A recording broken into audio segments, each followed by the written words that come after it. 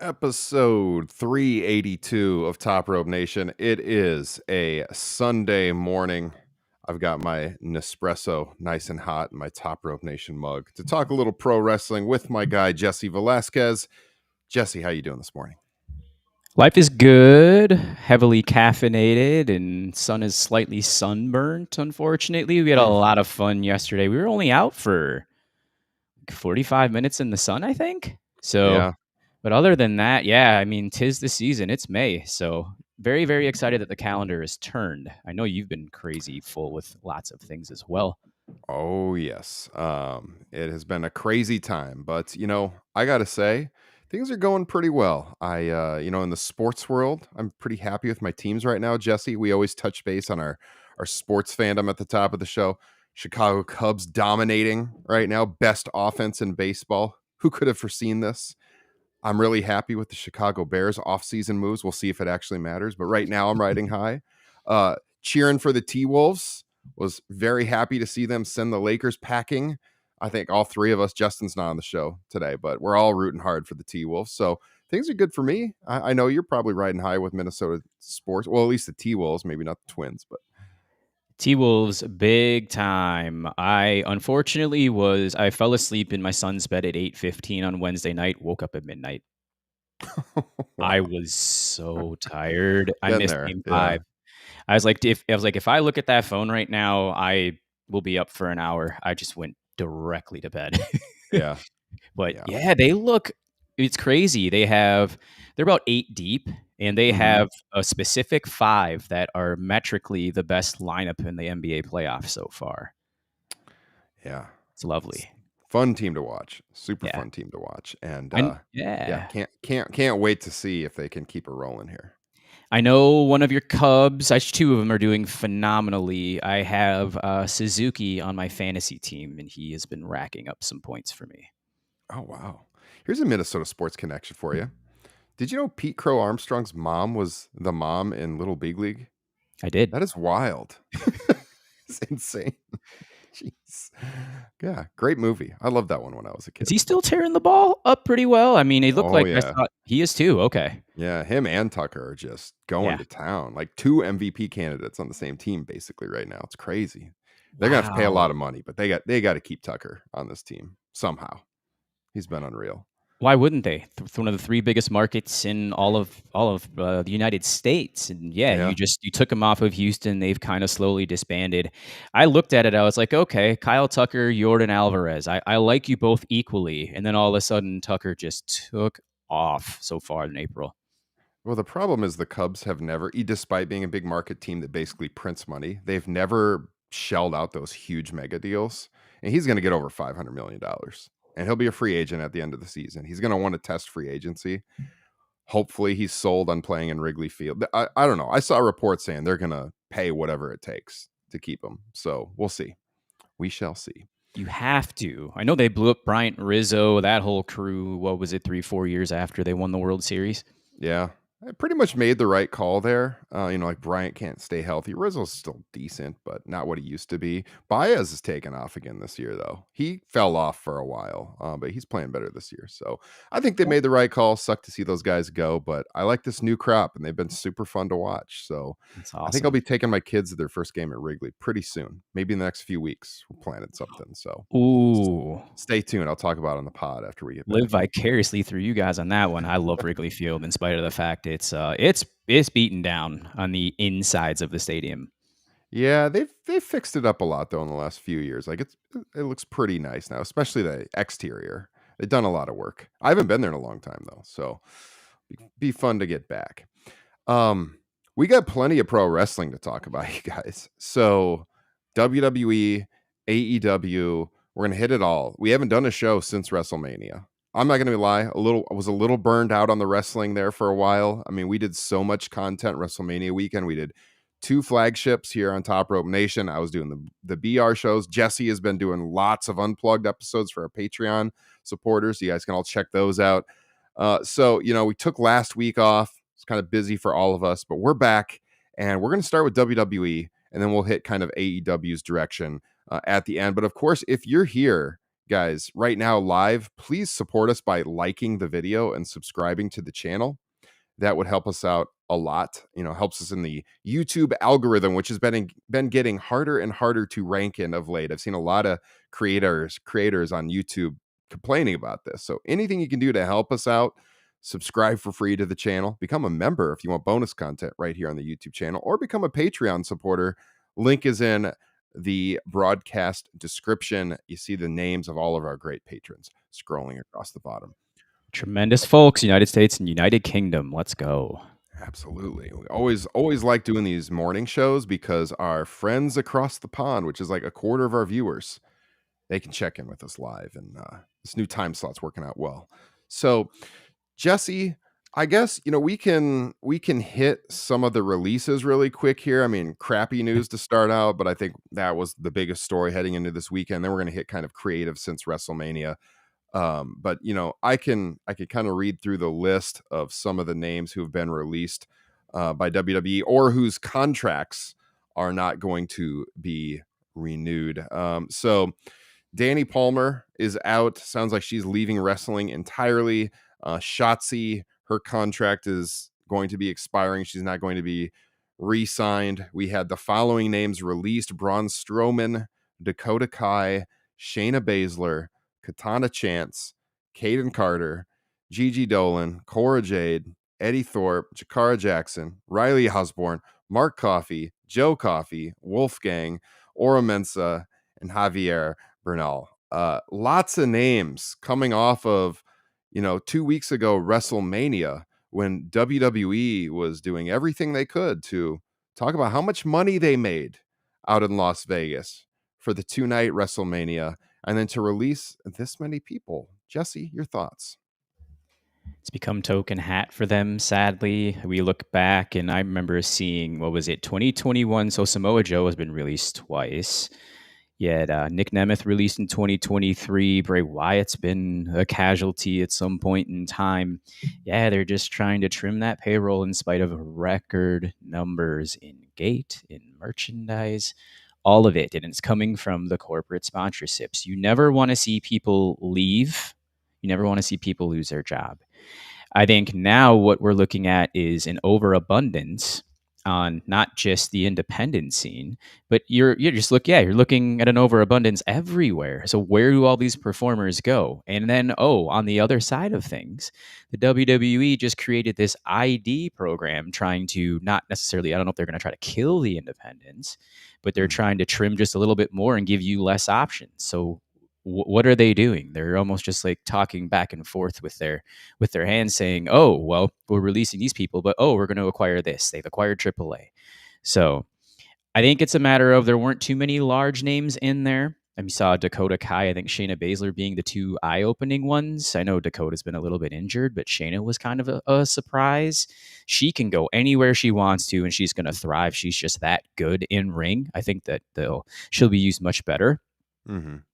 There is one thing I do want to mention, and I'm going to let you talk. I have been seeing a lot of this.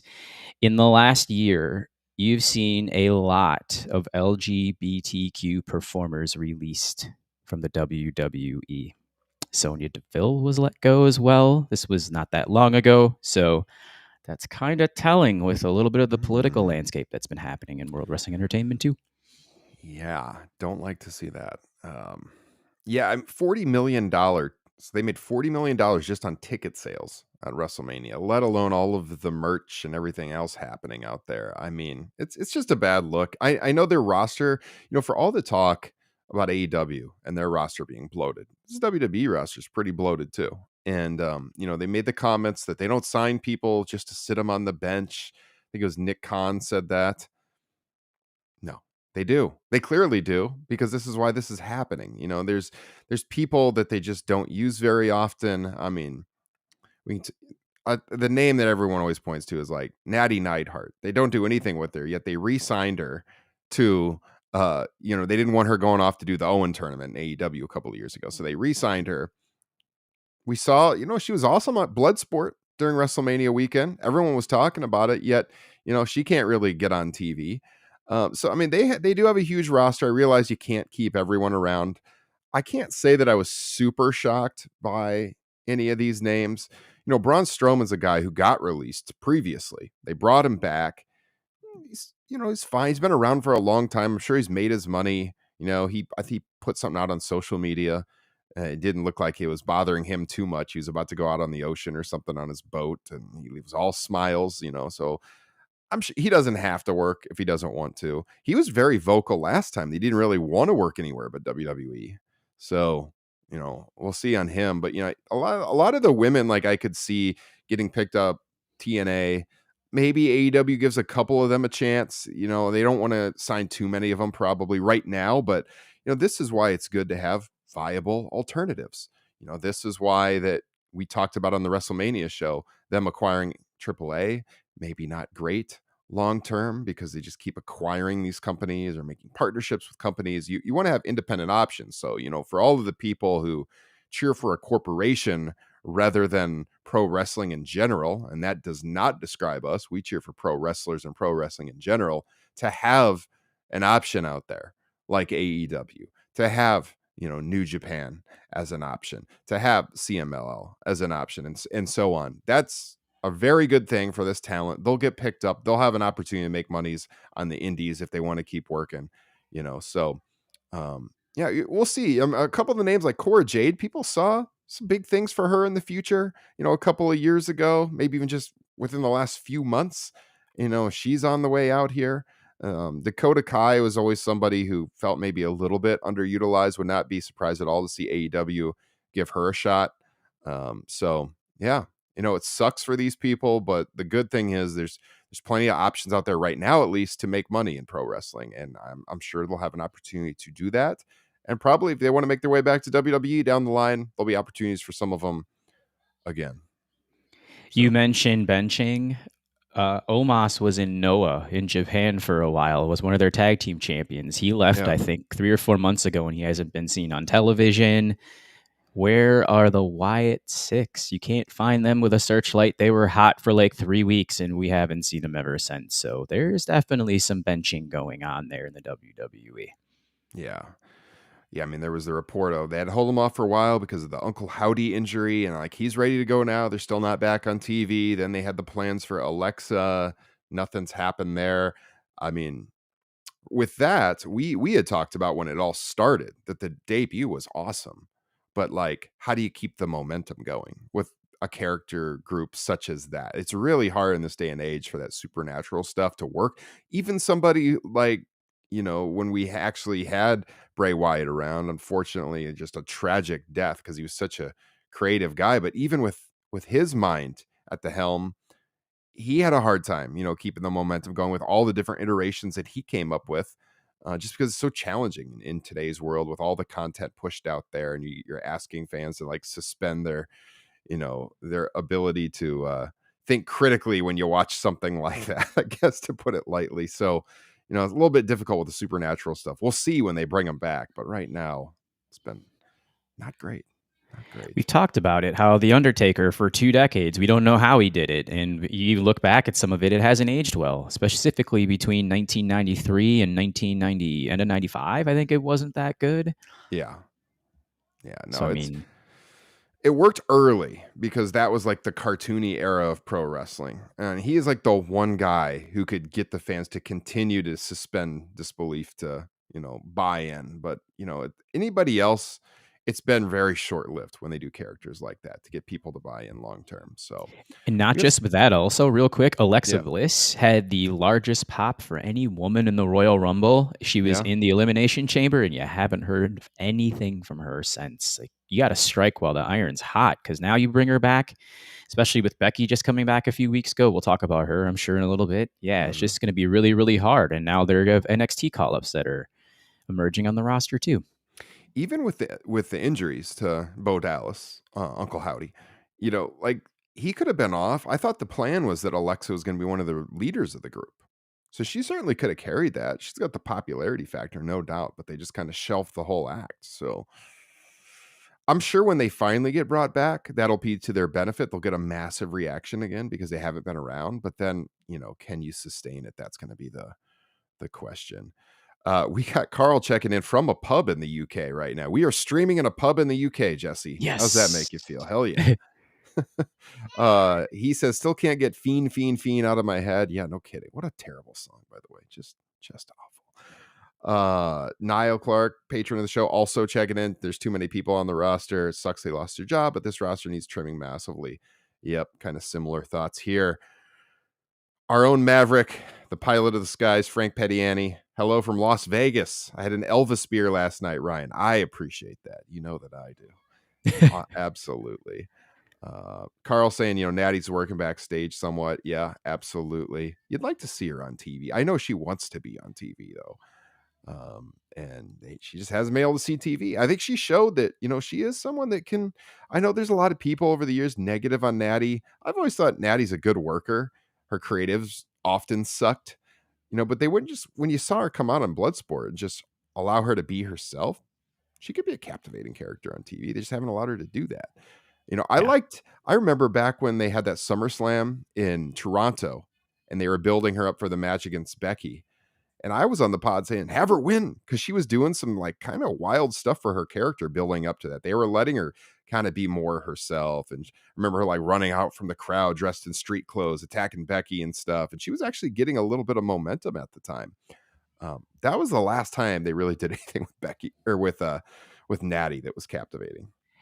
Again, I think she's going to be held hostage backstage again because she used Rage Against the Machine's killing in the name of it, Bloodsport. Yeah. That was cool. Let's see. All right, yeah. So we talked about the releases. Should we talk about what's on our thumbnail on YouTube for anyone checking in, wondering where's that Seth Rollins discussion? We haven't talked about this new faction, since WrestleMania. We hadn't even talked about when Bron Breakker joined the group the following night. So I guess we can catch up here with Rollins and Bron Breakker and Paul Heyman and what they're doing with this new faction on Monday Night Raw. Obviously, on our WrestleMania show, Jesse, I was pretty high on it and talking about this is maybe the first time I've been interested in Rollins in a while. And that's coming from an Iowan who years ago was a big fan of Seth Rollins, but as listeners of this show know, I have not been real high on the cackling and the over the top character. So here, I was kind of hoping maybe go back to maybe the Architect era kind of style of Rollins, even change his theme song. We haven't seen that. Same theme song. Think he's supposed to be a heel, but he's still playing to the crowd a little bit, which is kind of odd to me. I mean, I'll let you talk. What have you thought so far of the faction the last 2 weeks? I enjoy this group a lot. I think Bron's going to be a perfect Paul Heyman guy. Paul can speak for him. Just let Bron tear through people. Seth's had a little bit of a change in character, but you're right. There hasn't been much, and he hasn't acknowledged so far his character has felt he hasn't done anything wrong. Yeah. We tried to call him out on it on Monday night, and that was kind of the basis of your story. So they were trying to recruit Sami into the group, and unfortunately, he would not change his mind. So being an ethical hero in this aspect, and they tore right through him. Seth, in a way, has been, I wouldn't say a silent assassin per se, but at times he's been doing much better character work without using words, just kind of the looks and the mannerisms. Like when he called for the chair at WrestleMania, he was just staring at the Jumbotron, just takes that arm. It's like chair. Great visual. Yeah. Yeah. It was the same thing on Monday night when everybody thought that he was going to call off the dogs, and he looks at Bron. He's just like, get him. Do it again. I think there is a problem that these crowds are cheering to have a face get speared one more time. Yes. So there needs to be something moving forward that's going to be making them look a little more dastardly. And I don't think that's going to be an issue, but there needs to be some separation and some blurred lines at some point in time. I don't know. Actually, let's throw it to you. Should this group expand? Not right now. I don't think so. I know people were fantasy booking this over the last 2 weeks already. Who to add to the group? Let's get 5 or 6 people in there. Maybe long term that will work, but right now I'd keep it a pretty small, tight group, which as I understand is the plan. It is just going to be these 3 for right now, and I like that right now. I think you're right with Seth. Like what he's saying when he doesn't actually say anything, what he's saying with his body language has been really good when he kind of transforms into that. Um, the promos, I'd like to see him change up his style a little bit because it's essentially what he was doing before. I would have liked to have seen him change the theme. I said this right after WrestleMania that it's just not going to work because the crowd's going to sing along to it. And if you want to be a heel, why would you do that? So I think they're in this like tweener phase right now. But, they booked him on Monday against Sami Zayn, who's supposed to be like the most sympathetic babyface in the company. And you're right. Like there's a problem with the WWE audience that they've cultivated right now where they cheer for moments more than getting emotionally invested in the characters. So like the heel face dynamic in WWE doesn't seem to matter at all. Like because they'll cheer, like you said, one more time. Okay. That's not really what you want out of the audience, but like short social media clips, the big moves. That's what people are popping for right now. So it's just a different industry than it used to be. Certainly in like the 90s or even in the early 2000s, if, the group was acting like that and they were giving them the wrong response from the crowd, that would be more of a problem. It's been like that for a while. As a traditionalist, that kind of bothers me a little bit. It's awkward. Then you're going to have like the Punk stuff going on, and Punk's supposed to be a baby face, but like both sides are probably going to be getting cheered a little bit. I personally would like to see him go a little more full on heel, but I understand that based on how they book now, it's probably not going to happen, right? Yeah, I don't necessarily know if it's going to happen. I talked about the amount of factions on my last episode of Unplugged and the depth of them. There's only one group that's over 4 people right now. You're not counting the Wyatt Six because they're inactive, and that's the Judgment Day. They're huge. Everybody else is just kind of, I don't know, yeah, either faces or they're heels that we don't necessarily care about. Yeah. So you can keep this as a duo and then just let them individually destroy whomever. And I think it's now we're just going to try to find out which faces are going to come after them. There's a plethora of them. You got Sammy. Punk somehow is still a face. We've been kind of calling for a heel turn, and then Roman. But Roman, my assumption is he's going to be taking time off until Money in the Bank. Yeah. Speaking of Money in the Bank, Carl with the chat here saying Seth to win Money in the Bank, get the belt off Jay. The Raw after Money in the Bank, after Braun destroys him, is my expectation in the short term. Yeah. I mean, we talked about that too on the WrestleMania, not that exact scenario in our WrestleMania post show that pretty much got to put the title on Seth like pretty quickly to establish this group as dominant. So I could totally see that happening. I agree with Carl here. Frank, WWE needs their dog whistles. The song, people singing along, and Seth doing the visionary, revolutionary bit prevents them from being full-blown heels. Agreed. Which, by the way, I have not shouted this out. That's Seth Rollins' draft pick announcement in Green Bay. Not just saying this as a Bears fan, but that was probably the greatest draft pick announcement by a non-football person in the history of the NFL draft. That was incredible the way he trolled the Green Bay crowd. When he started talking about Lambeau Field, I knew exactly where he was going. He was going to say Caleb Williams is undefeated there. I just knew it was happening. Great stuff. Loved the banter with Packers fans. Keep that going, Caleb. Yeah. You could agree with that as a Vikings fan. Absolutely. So yeah, I'm fine on this right now. I think Sammy makes sense if you're trying to establish some heel heat with them right away, at least, and until they get to the feud with Punk. So direction wise, that's fine. You mentioned Jay Uso was mentioned in the chat. I wanted to talk about this. Jay Uso and Logan Paul. I know some people have been negative on that. I don't really mind that at all. I just think that you need something for Jey Uso to do. He's a guy who's super famous on social media. That's what dictates everything these days. He's not going to beat him for the title. That's not going to happen. So it gives Jay something to do in the interim. I mean, what are your thoughts on that being the direction? It's a first title feud. I think what we've noticed with new champions is that their first title defense is normally it's a shoe-in that they're going to retain. We had Cody with AJ Styles last year. Seth Rollins, I think, got Finn Balor after he won the world title a couple of years ago. It's almost a gimme. Jey Uso himself was the gimme for Damian Priest last year.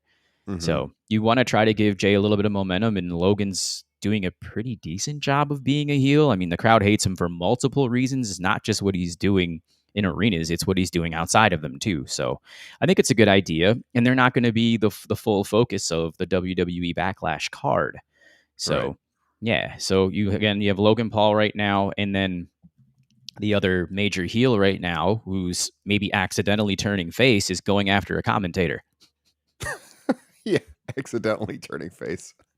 Great way to put that. When he choked out Pat McAfee, like, yes, does this mean I don't have to hear him on commentary for the next several weeks? But um, that one too, McAfee and Gunther. I mean, obviously not the best use of Gunther, but I don't imagine this stretching on. It's just as a little stopgap thing to give Gunther something to do after losing the title. I don't know, man. It's fine. I don't get too worked up about that kind of thing. It's No. the fans are you've seen it. The fans are super into it. I mentioned the social media aspect of this. McAfee has a huge audience on his show.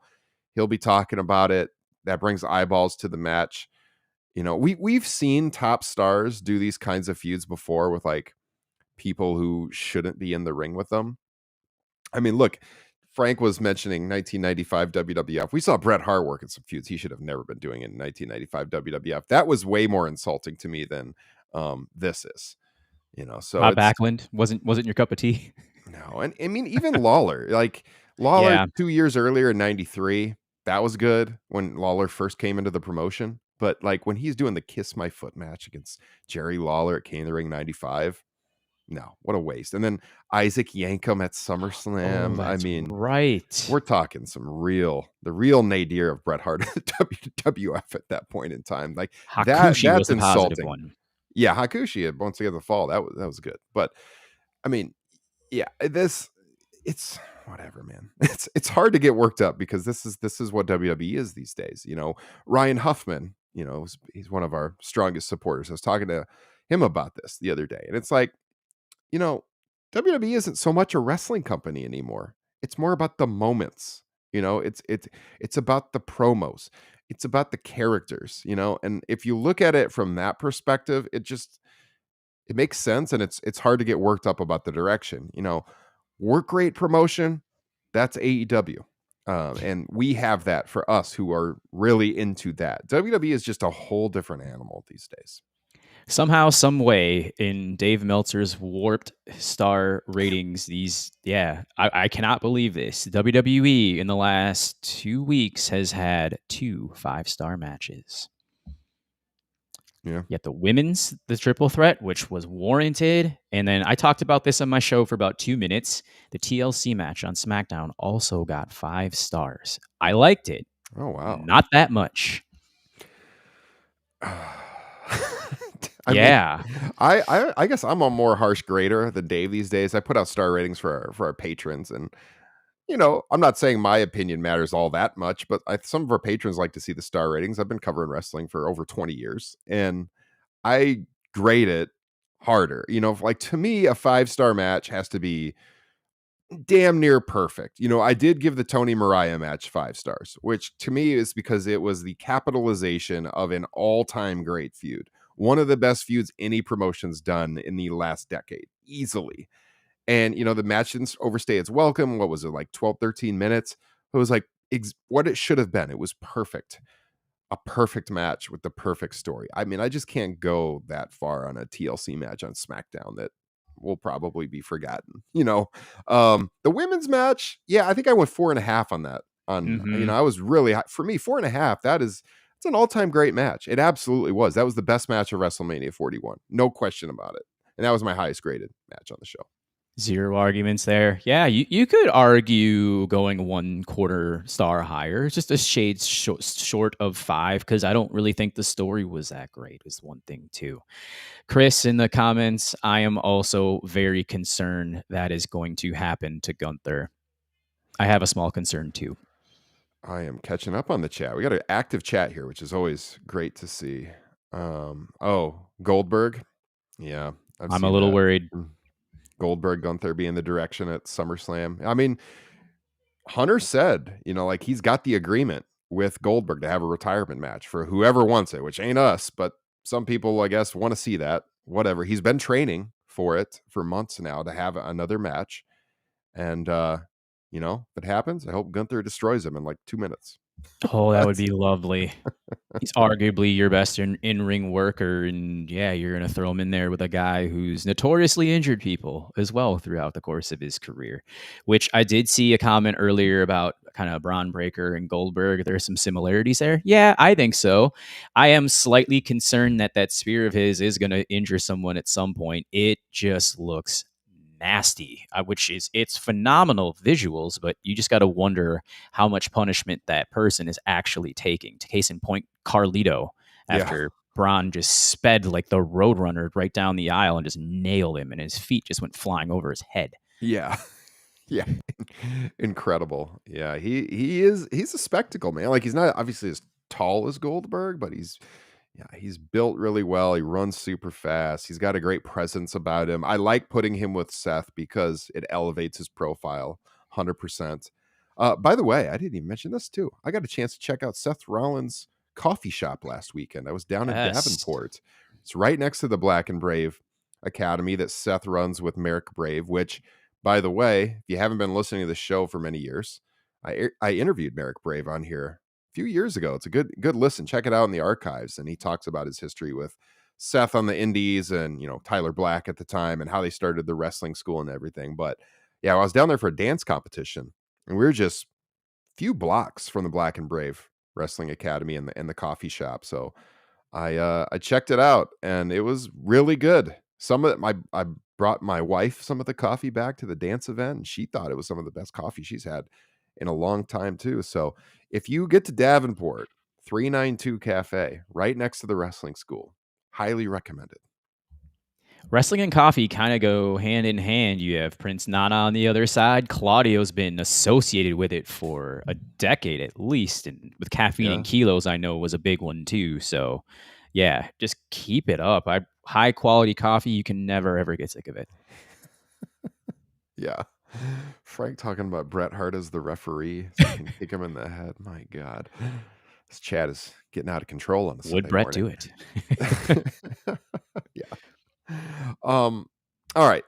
Let's just briefly hit on the rest of the Backlash card as it stands. I mean, next weekend, Mother's Day weekend. What's WWE and their scheduling these days? That's my biggest complaint with WWE. Easter weekend for WrestleMania, never even considered traveling out to that one because I got young kids. I'm not going to Vegas on WrestleMania weekend. And then next weekend, St. Louis, which, Justin and I went to Dynasty down there last year. St. Louis is a doable drive for me. My kids brought up they'd kind of like to go to Backlash. I'm like, well, not at those ticket prices. Maybe if the secondary comes down. But then I remember, no, it's Mother's Day weekend. We're not going to St. Louis for Backlash, with Mother's Day the next day. So Megan won't give the approval. probably not, unless I could think of something to do it's Saturday, so unless I could think of something down there to do on Sunday that she wanted to do. But, highly, highly doubt it, So that's my biggest complaint is Mother's Day weekend. Come on, do it the following weekend. But this card, for what it is. All right. John Cena and Randy Orton. Let's hit it. You mentioned exactly how many TV matches they've had on Unplugged the other day on our Patreon side. 17, I believe. I put out on our Blue Sky account a week ago or so. Was like, yeah, this match probably hits super hard if you miss the a million other times these guys have wrestled on television, which has been a lot on pay-per-views too. They had like an Iron Man match in the fall of 2009. Do you remember that one? Vaguely. I remember people being high on it. I was not. I was not high on it. I think it's got like a 7 or 8 rating on Cage Match. I looked it up the other day when I was doing a VR show and I brought it up. That popped out of my head when my eyes popped out. I was like, they did an Iron Man match? How bad or mediocre was that? And it was okay. They had a last man standing match too, right around that same time, I believe. I remember that one. That one was decent. They had the SummerSlam match, which is was it 2007? That's probably their best pay-per-view match. But I never thought their matches were much to write home about. And that was almost 20 years ago.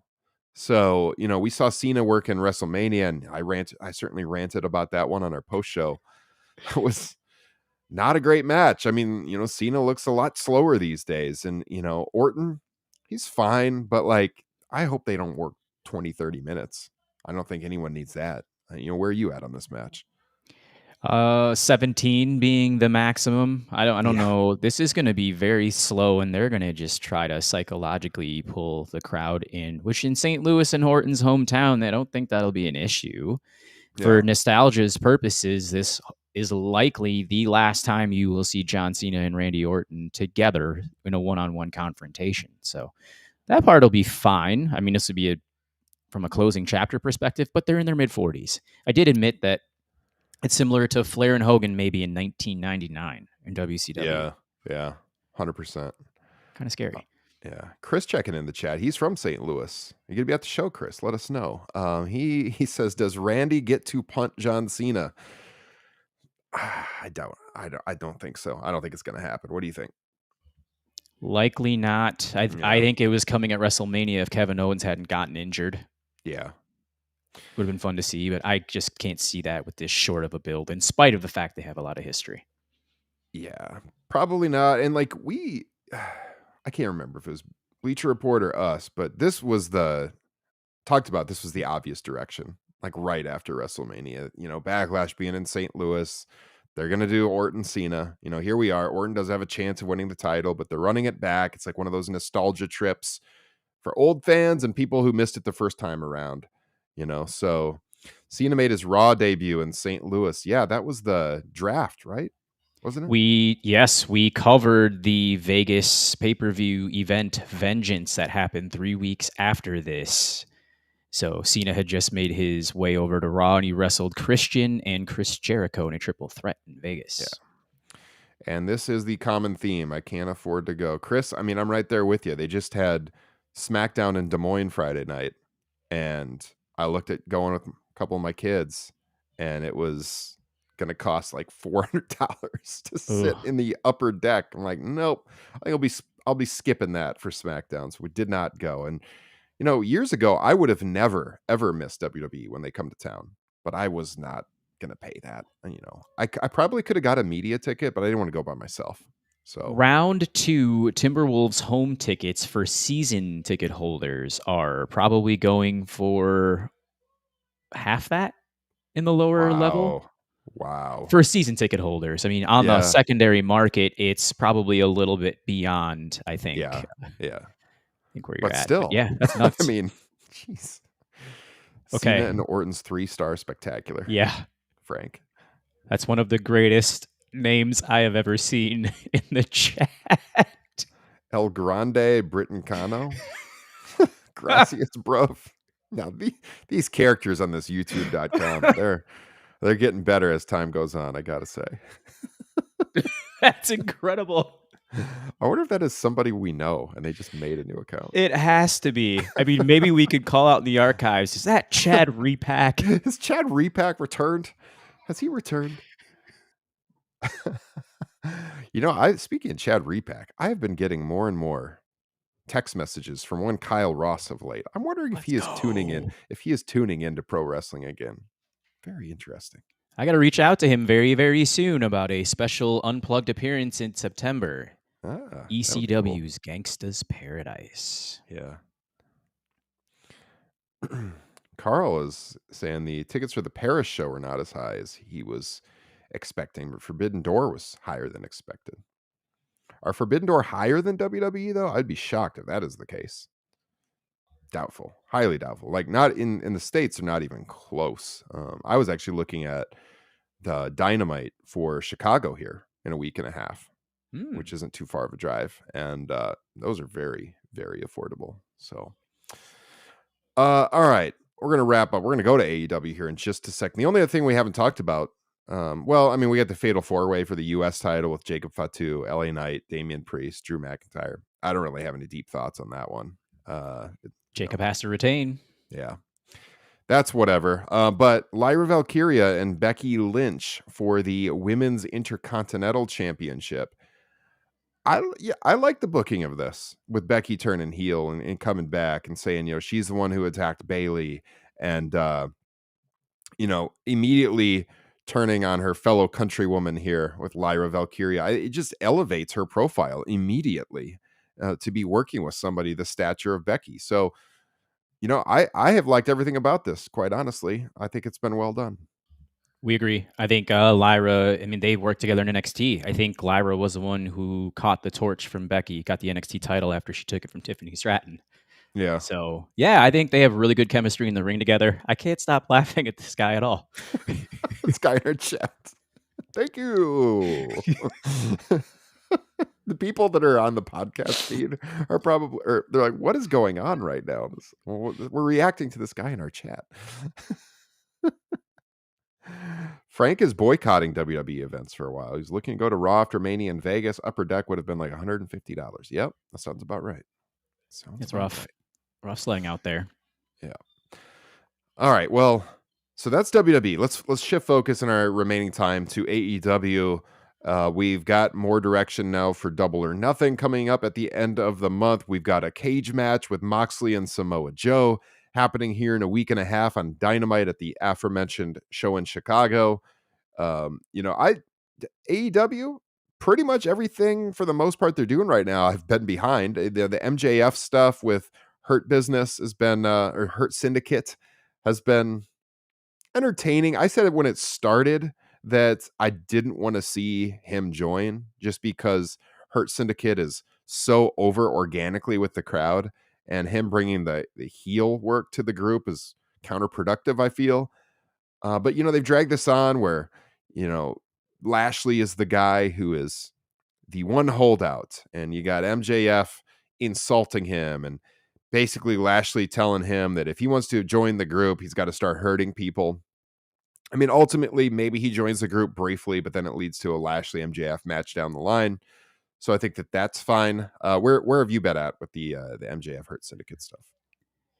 Entertaining. It hasn't been as egregious as Cole and MJF at all. I mean, and these characters are a little bit different, which I think is good. Lashley himself, yeah, I think I was actually concerned from a Dynamite perspective that MJF was going to hurt Hangman Page on Wednesday night and interfere in that match with Fletcher, costing him it. We see that at Double or Nothing, and that's when he becomes a member of the Hurt Syndicate or something along those lines, because their series right now, I think, is, well, Hangman was the one who took the W. So no, it's entertaining. It's serving a purpose right now. There's a big end. There's an end to it, maybe in a few months, and the Hurt Syndicate are now tag champs, and the tag division's looking a little better. So that's a good thing. Yeah, I mean, in the end, it gives MJF something to do with acts that are important on the card. I know we had kind of complained about when he came back, he just wasn't really doing anything that was appealing, MJF. And it was like, where do you slot this guy in? He's probably not going to be in the world title picture anytime soon. So, how do you keep him relevant on TV and continuing to come across as a star? And I think this just gives him something to do, rather than working with Jeff Jarrett. This is much better than that. So, I don't know. It's fine, but I think the direction for Double or Nothing and ultimately All in Texas with this Ospreay and Adam Hangman Page matches, I can't wait to see this match. These guys have never wrestled each other, which is incredible. Correct. So I think this was the right direction. I was really hyped to see which direction they would go on Dynamite with Fletcher or Hangman, but I think this is the correct direction. And I think it's going to be, as we get closer to Double or Nothing, it's going to be quite the conversation we can have on the show is which direction should they go? Because I think there's a really good argument either way for Ospreay to be the guy facing a Moxley, and we would assume maybe winning the title at All In, or Hangman Page. We've sold both of them as two guys that should be world champion within the next calendar year. And I mean, Ospreay going back further than that. Ospreay, we said so many times, is a guy you can build AEW around. It's one of the most over guys in the promotion. Hangman has probably the most interesting character arc of anybody in AEW. And I said months ago that he should be the guy to unseat Moxley on this show. I might have been late last year I was talking about that, because he is the guy who has built himself back up. He's been one of those consistent founding fathers of AEW all throughout. I think if you look at John Moxley as the guy who's supposedly taken AEW hostage, then Hangman is the guy who makes the most sense from the redemption angle as the guy that saves the company, just everything, his character has gone through. So I could see either of those guys taking the title, and either one would be a fine choice. But that's going to make the match itself so intriguing because I have no idea who's going to win that match.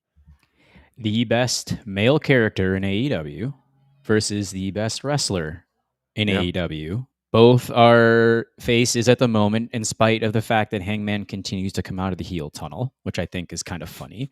Yeah. Yeah, you could go 51-49. And Ryan, you've been saying this since November Yeah. that Hangman should win this. Long time.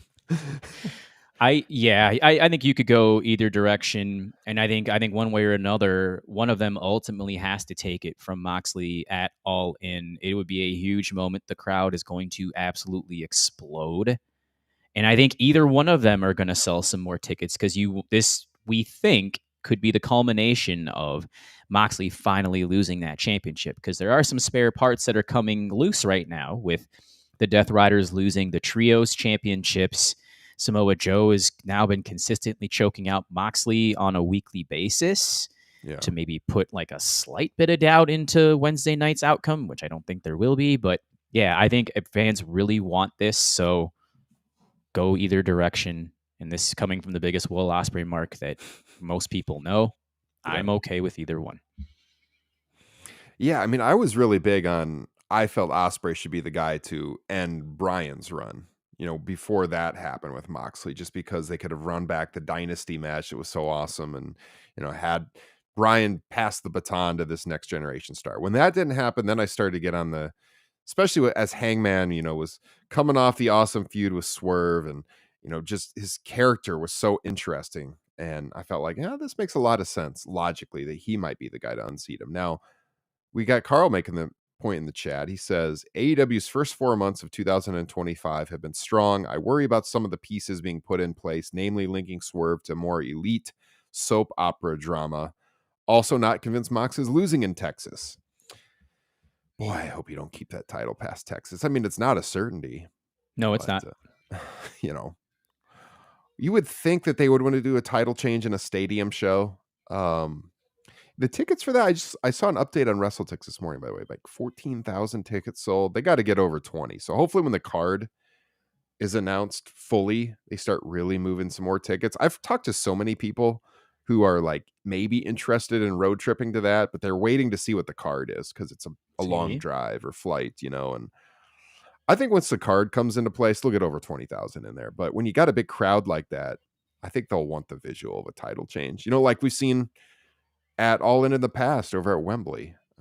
But it's definitely, to Carl's point, it's not a certainty. Swerve, I mean, he appears destined, and this was a talking point you wanted to get into, Jesse, appears destined for Anarchy in the Arena at Double or Nothing.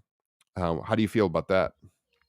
Before we get to that, though, I think the odds of Ospreay headlining Forbidden Door as your AEW World Heavyweight Champion in Europe looks really appealing. True. I think you'd have to pull the trigger. Yeah. Big arena. Ooh, Anarchy Arena has wore out its welcome. I kind of understand if they want to do it, but I mean, we don't need to use this as a trope every single year. The first one by far was the best iteration. I believe you were in the arena for that, correct? I was, yes. Eddie Kingston in the gas can. All-time moment. Yep. Yes, that's one of my 3 favorite moments in AEW history. Wild Thing playing nonstop like it was a bar fight out there. Just awesome. Yeah. Don't fall into the WWE trope of having to do something because it's just that time of year. It's that event. So I can understand doing a Death Riders Young Bucks versus Swerve, Omega, and the Ops in a 5-on-5. I just think you can better serve all of those acts a little bit differently as opposed to doing something that's been done 3 times before. Yeah. Yeah, it's just kind of becoming the thing now associated with that show. It's like, all right, Double or Nothing time. Got to do Anarchy in the Arena. I mean, if they could make it as good as 2022, I'd be all behind it. But my expectations are much lower as it's gone on. So yeah, it's weird because Double or Nothing was always one of those signature shows for AEW, and this year it really feels like a stopgap show. Mm-hmm. Just to get to All In with the timing of that one in early July, just a month and a half later. So it doesn't feel as, I don't know if prestigious is the right word, but it doesn't feel like such a big show this year. And also moving out of Vegas, to the Phoenix area changes the whole theming of it a little bit too. I really wanted to go to Vegas, and I was considering going to Double or Nothing this year, just to have an excuse to go to Vegas. But when they moved it to Phoenix, like, I really want to go to Phoenix at the beginning of summer. I think Sounds I would have went miserable. with you. To Vegas? Yeah. I think so. I don't have my son that weekend. Yeah. So Yeah. that And will one have to, thing maybe about next year. Maybe next year.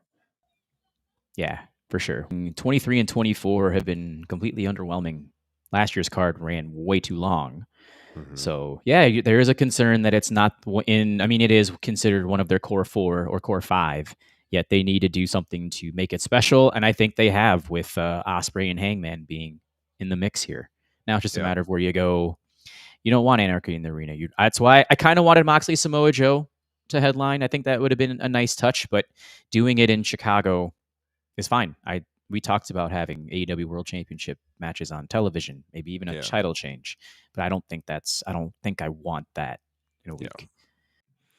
Yeah, Frank says it's idiotic for a casino themed show to be moved out of Las Vegas. I mean, I agree, unless you're gonna do it at another casino town like Atlantic City, which we pitched on the show. Like, run Boardwalk Hall in Atlantic City. It's a venue with a lot of history. They've run there before, ran a Dynamite there at one point in time. They could have done that, and they could have kept the gambling theme, and Atlantic City would have been fun to visit too. But yeah, Phoenix. I mean, they've made it into like this Old West kind of theme with the logo and everything this year.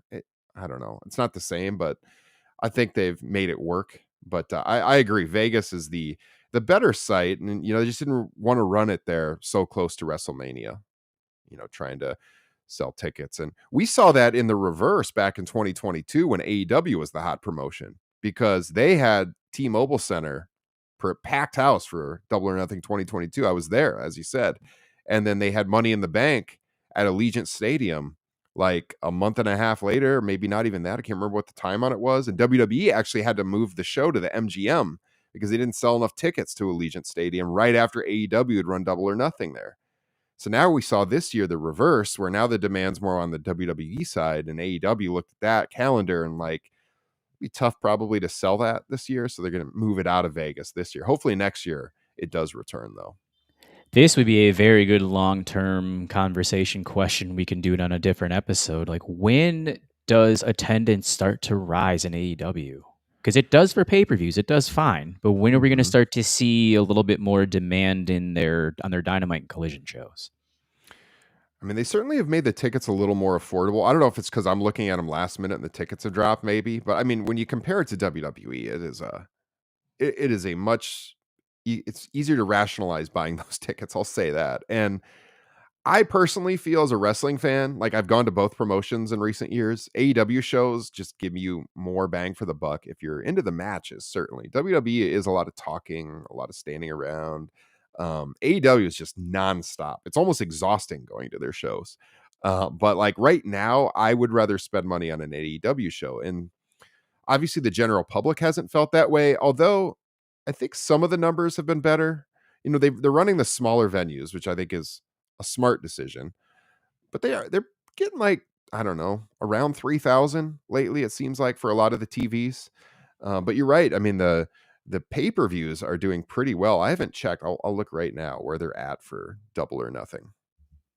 I mean, they've ranged from 6 to about, they had 11 or 12,000 in Los Angeles for Revolution. Yeah, that was a legit sellout, I believe. I think they sold out the former Staples Center for that. Double or Nothing in the Phoenix area. Most recent update from WrestleTix was 3 days ago. They have it set up for 6,500 and they're at 5,300 right now.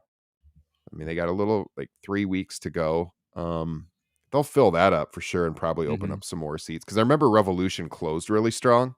They didn't have the full thing opened up, and then they opened it up more and they got all those tickets moved. So yeah, I think they'll get this one close to at least full for their setup, So And then Yep. we'll see what happens with All In, as we said. Speaking of All In, the women's title scene. So we know the Owens finals is going to be Jamie Hayter and Mercedes Moné, and the winner taking on Tony Storm at All In. You have any thoughts on who should win or who will win that one, Jesse? I'm the only one saying this. I'm riding the contrarian horse. I think Jamie Hayter is going to win at Double or Oh, Nothing. wow. In the biggest reason is I just think they've been kind of telegraphing Athena and Mercedes at All In. Mm-hmm. That's my only reason. Is it a little weird that Jamie Hayter would be the first woman to defeat Mercedes in a match? I think it would be because she's not quite as hot as she was 2-3 years ago. And hopefully they do their job the next couple of weeks to promote it and make her a bigger deal, which in a sense they have. But yeah, the crowd responses aren't anywhere near where they were 2-3 years No, ago. So, but no. they are telegraphing it a bit with Mercedes coming out in promos and looking at Tony Storm saying, "I'm coming to collect that title." And I think that obviously Tony and Mercedes is a very marquee match that you can serve at All Yeah. In. That would make more sense. I'm still going to stick with Jamie. I think what you said makes a lot of sense. We've talked about this on the show, how Athena, being from the Dallas area, doing a lot of the media work for this show, you want to have her in a big match on this show. I think some of it's going to depend on how they feel about the ticket sales and where the trajectory of that's going to be headed. We see in the chat someone mentioned Okada and Omega is rumored. Yeah, I mean, we've been talking about that since Omega came back and they had the face off with the all in banner behind them. That seemed very, very purposeful that they were setting that one up long term. And that's going to draw in a lot of interest. Certainly, whoever Osprey and Hangman, whoever wins here, is going to draw in interest as well. But on the women's side, yeah, that Tony Mercedes match is the biggest match you can do right now in this promotion by far. So if they think it's going to move tickets and they're worried about getting 20, 25,000 in that arena or that stadium, I could see him pulling the trigger on it. Otherwise, that's one you keep in your back pocket, to do down the line. And then you do Mercedes and Athena, giving the hometown gal and Athena a big time match at that show. I think that makes a ton of sense. And, Tony and Jamie would be a phenomenal match. So that's again, I think they've set up the tournament finals perfectly because there is intrigue. It doesn't seem like it's, you can conclude right away who is going to win, either on the men's or the women's side. So, I mean, Yeah. speaking of Double or Nothing, that's going to be a really intriguing show to watch from that perspective. Oh my gosh, yes. Yeah. And like you just said, Mercedes, and she could be the one to unseat Tony Storm for the AEW World title later down the line. Mm-hmm. You could pull it easy, especially if Mercedes loses to Jamie here, then goes on to lose to Athena at All In. Then Mercedes can kind of find herself, and it's going to be so easy to have Mercedes and Tony headline, let's say Revolution next year. Yeah. Mercedes takes it there, maybe. Yeah, I mean, to the points here in the chat, like with Frank and Carl, it's going to depend on how can you structure that to happen to protect. Yeah, because a Mercedes loss is a big chip to spend, like Frank said. So with her being a heel, it's kind of you'd almost have to do a heelish thing with Jamie winning. Like, how do you do something with Athena? Do they build up in the weeks ahead where Athena could get involved in the match somehow to cost Mercedes the match? I don't think you can have Jamie just clean beat Mercedes Moné right now. I agree. Just based on where she's at on the card. So it would have to involve some shenanigans for sure. Yeah. Yeah, I'm seeing Carl here. Chris saying Orton versus Cena has happened twice in St. Louis. February 2nd, 2009 Raw, and then at a house show in 2014. Interesting. Their last match was in 2017 on SmackDown, singles. They've been in a million tag matches on house shows and also on TV. Yeah. Let's see, Jesse. Anything else you wanted to hit on today's show before we take it home? Let's see, AEW wise, we hit everything there. I think the only thing I did want to touch on, and I'm kind of laughing internally, is Rusev and Aleister Black going back to the WWE, and you're seeing the vast majority of the mainstays of the AEW original Collision roster of 2023 in the WWE now. I think all that would need to be carried over there is Powerhouse Hobbs, and I kind of like him where he is, so he can stay. Yeah, no, I hope Hobbs stays. Yeah, I mean, like, I thought Alistair's return, like, the presentation was super cool. I was glad they gave him his old theme, which is like in recent years, one of the best themes they've had. But then, like, I know you talked about this on Unplugged, that I mentioned this on our Blue Sky account, I think it was. But like when he got to the ring, he did the token like looking side to side thing at the crowd, and they hardly reacted at all. And I was thinking, like, yeah, he never really was a big star on the main roster. He was a big deal in NXT, and that was so many years ago that like he just didn't get the superstar response like I think they were expecting. The crowd popped for the entrance because it's a cool entrance. He had a competitive match against The Miz. And I saw this defended in one review I read of SmackDown where they're like, well, The Miz is a former world champion. Like, dude, that was almost 15 years ago. He's been a joke on TV for how many years now? The last time The Miz was a real player is when they were doing the back and forth with Bryan before Bryan came out of retirement in like 2017. It was 8 years ago. Like if you want this guy to come across like a superstar, he should have destroyed The Miz. Easily. And Rusev being back, I think both these guys are going to settle in essentially right where they were in AEW on the card. Now they're in a promotion that's hotter right now, so they'll have bigger crowds and whatever. That accounts for something for performers for sure. But in the end, like neither of them are going to be world title level. They're going to be right where they were the last time they were in WWE and where they were in AEW. So I don't think anything about their return shifts the trajectory of their careers too much. I mean, we're even seeing, Penta has already settled down the card since he came in. And we were very complimentary when he came in. They handled his debut awesome out there in California at the, where was it? Sacramento, I want to It was, say. yep. And like now he's involved in the IC title picture and lost some steam. And I'm sure with Ray Phoenix, that's going to be the case here too. So I don't think that any of those acts have really raised their stock so much as far as like moving up the card, but I'm sure they're getting paid well and they're in sold out arenas. So they're happy about that.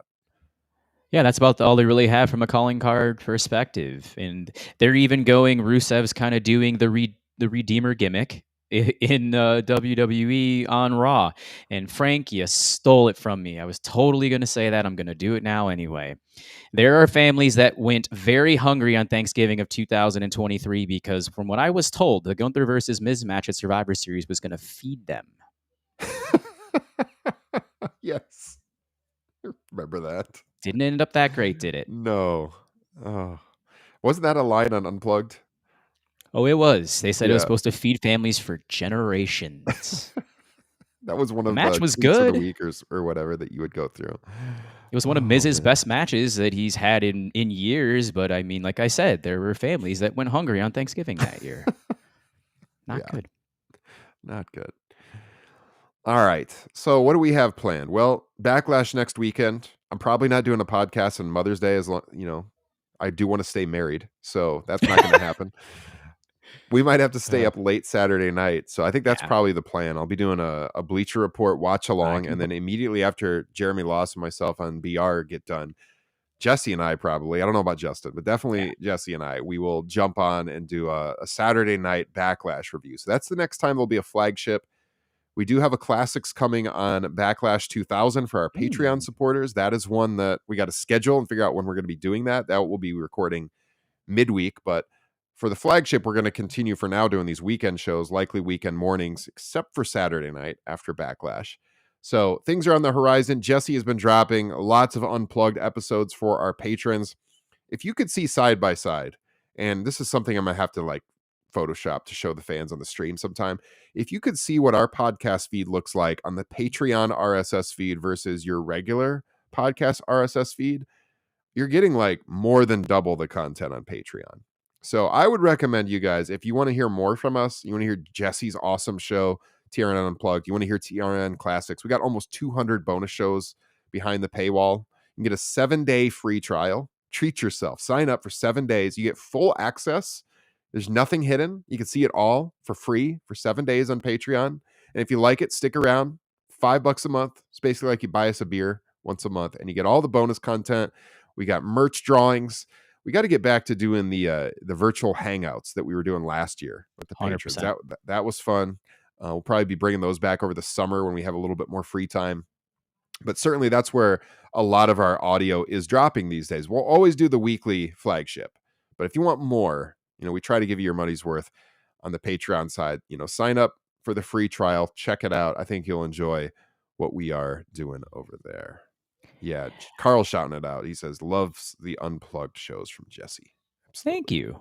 So if, this is a humongous if, I don't have too much to drink tomorrow night, because it is Cinco de Mayo after all, I'm going to try to get another Unplugged in this coming Thursday, I think. That is only if we don't do Classics, which is also a possibility. So I actually might take this week off because I need to get into the next ECW arena show. That's another big thing. Covering ECW 1995. I have been enjoying the living hell out of it. Just a lot of fun to see something different. And it's really starting to get interesting now that there's been a shift in the hierarchy at the top and people are starting to defect and people are starting to come in. So you can relive Philadelphia, Pennsylvania, their finest independent promotion at the time, Extreme Championship Wrestling, with me and all of us. Yeah, the 95 watch along has been great as you've been going through the year. And the chat is popping about that too. John Hope, love the unplugged pods.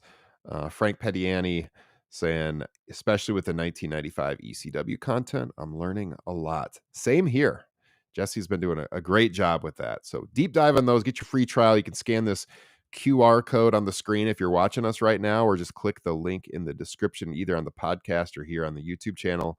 We also got merch. Link is in the description. The mugs that Jesse and I have been drinking from. He's got a TRN Unplugged mug right there. I got the standard flagship mug right here. We got t-shirts, we got hats, all kinds of ways to support the pod. You can scan that QR code right there on the screen and pick up some of our merch as well. Patrons have an exclusive discount code that never expires where they get 20% off our merch all the time. So if you join the Patreon page, search the posts for the merchandise post, and you'll see that code that you can use all the time. So just another reason to check out what we're doing over there. Jesse, great way to spend a Sunday morning with you, as always, sir. Wouldn't want it any other way. Actually, I would, because we're missing Justin Joint and his tremendous takes. Justin, we miss you. We'll see you on Classics very soon. Yes, Justin will be back very soon, as will we. So guys, hey, enjoy what's left of your weekend. We're getting down to the wire. Sunday, I got some more dance recitals to attend this afternoon, so I'm going to settle in for that. Tyler just picked up 2 shirts. I did see that, and I was going to thank you. I was going to send you a message for that, but Tyler picked up 2 new TRN shirts recently. Appreciate your support. Join Tyler. Lots of great merch over there. New designs. I think they're on Comfort Colors t-shirts now, which are kind of like a trendy t-shirt brand right now. So it's a little bit different if you haven't bought one of our shirts in the last year or so. The merch is a little bit different. I think it's been an upgrade in quality. So you guys can join Tyler and get a TRN t-shirt. All right, guys. New and old faces in the chat. Thank you. Chris St. Louis, shout out to you and your Midwestern roots as well. Hopefully you come back. Yes. Subscribe. Hope to see you back. And we will be back next Saturday night, immediately after WWE Backlash. We'll see all of you then. Enjoy the rest of your weekend, and take care, everybody. See you next time.